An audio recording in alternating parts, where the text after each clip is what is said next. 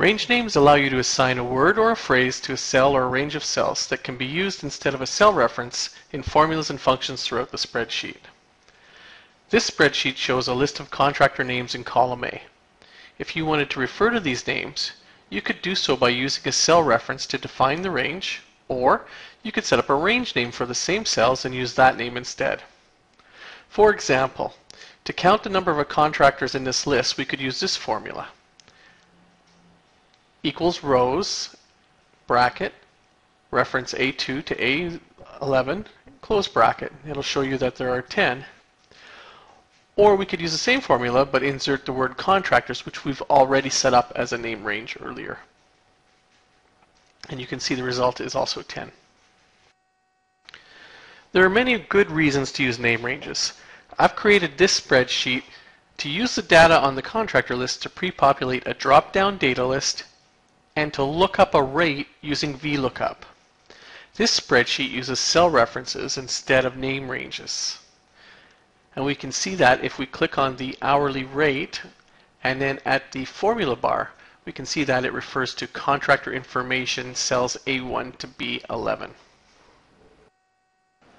The spreadsheet allows me to enter the number of estimated hours that a job will take, choose a contractor, and then it looks up the rate for that contractor using a VLOOKUP and extends the total.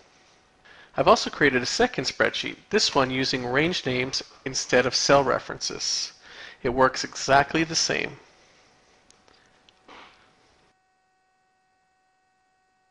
So, since they both work the same, what's really the benefit of using range names?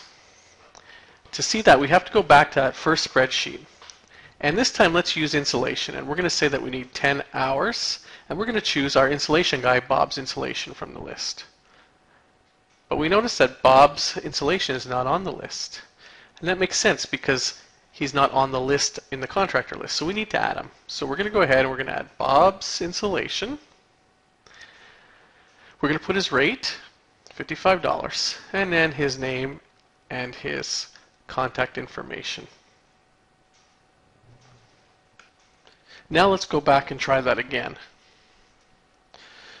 Notice when we go to the drop-down for insulation that on the cell reference sheet, Bob still isn't there.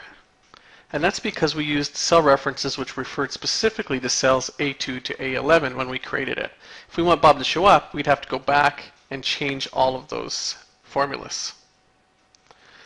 However, if you go and switch over to the range name spreadsheet, you'll notice that when we add in the insulation and drop-down menu, Bob's Insulation actually is there. And that's because the name range we used was called a dynamic name range, and it automatically expanded when we added data to the list.